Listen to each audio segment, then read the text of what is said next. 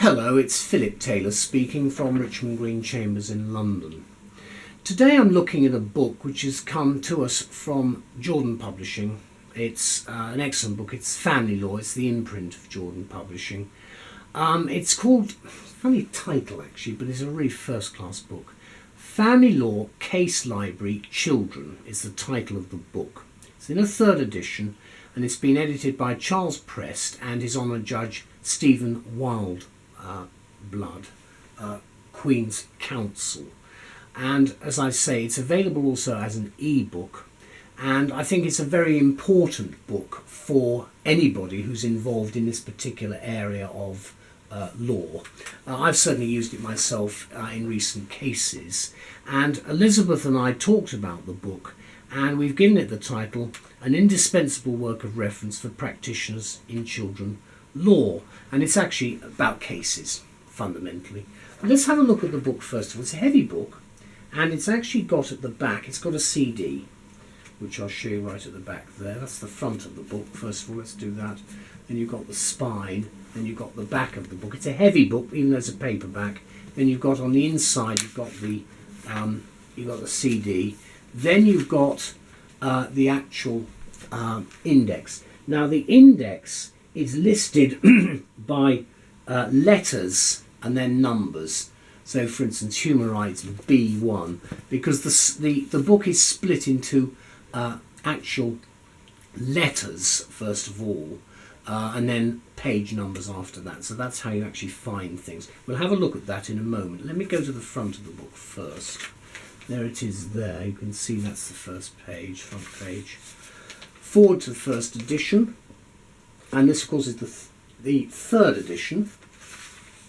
And this is the preface itself, which sets out exactly what the purpose of the book is. Family law reports covered well. And they actually say we would welcome encouragement, suggestions for improving this book and everything else.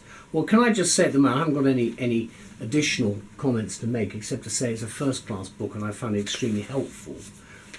Now, what we have is it's actually divided up into areas. So Division A, so you have the actual letter A, then a number, which is a part, and then you go into that. So for instance, we start off with the Children Act 1989, Part 1, and then they look, first of all, in A1, they look at what we mean by the word paramount. So you see how it's working, and then it runs all the way through, depending on what you're looking for.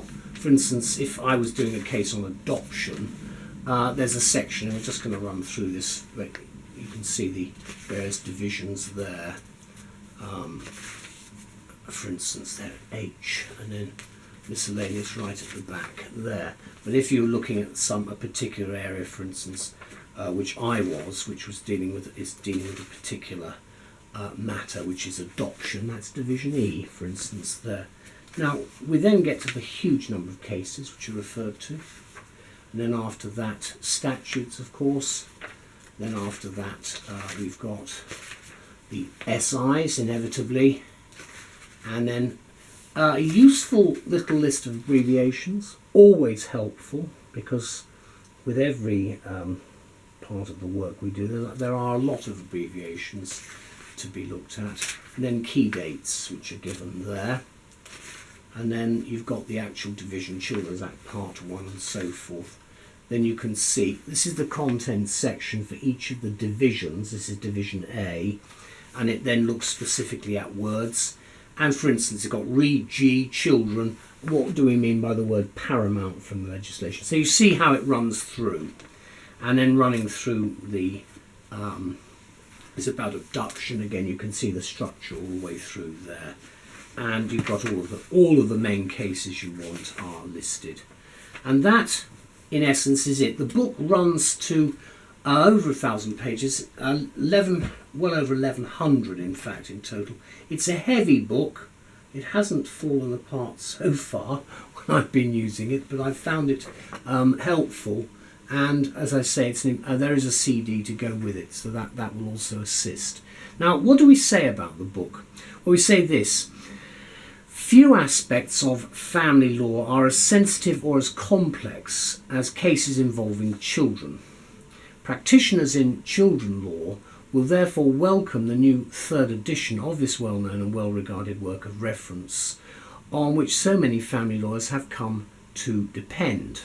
It's published by the Family Law imprint of Jordan's Publishing in Bristol, and it's been called a case law digest, and so it is because it's a digest of the family law reports, the FLR, and with a view to saving much time and effort, which it does, by the way, for the busy practitioner, this impressively large volume is well organised and makes it a lot easier for the lawyer or legal researcher to look up relevant and pertinent case material in support of a skeleton argument, for example, or a conference or a hearing. And that's really what it's designed for.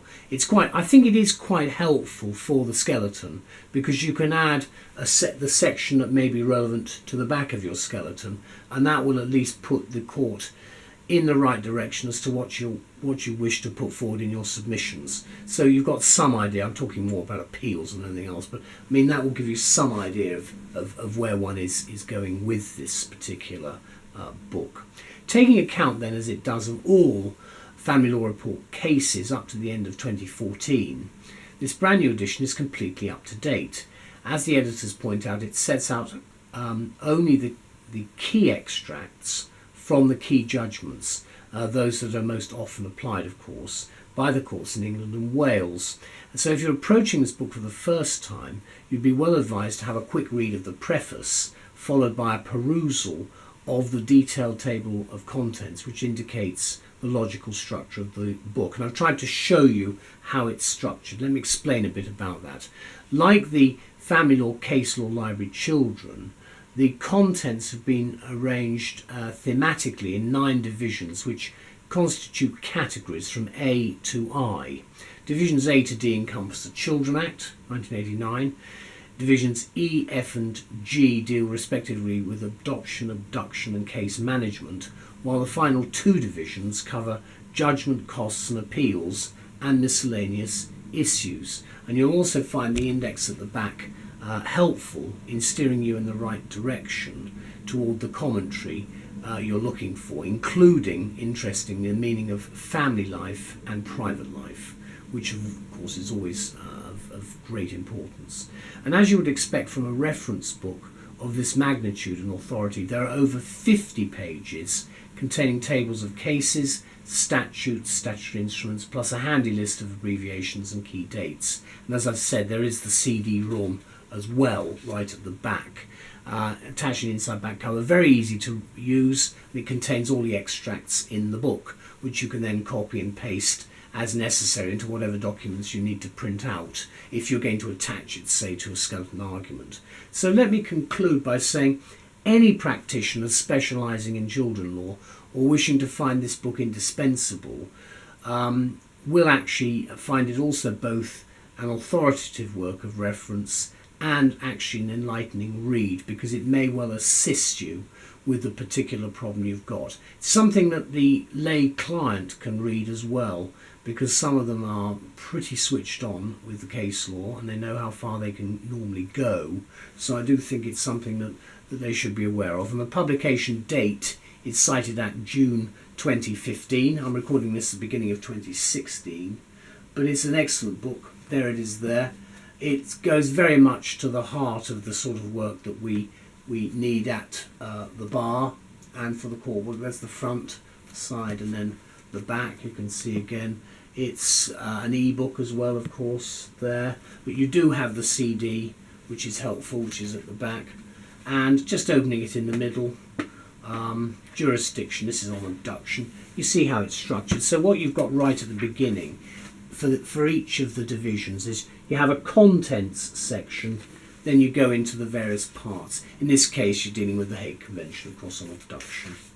But I do think this is very good, because what you've got is everything contained in one area, and it does save flitting around a bit with the family law reports. So I'd like to thank the authors, Charles Prest and His Honour Judge Stephen Wildblood, very much indeed for producing this. It's a first-class book, very much part of our family law library.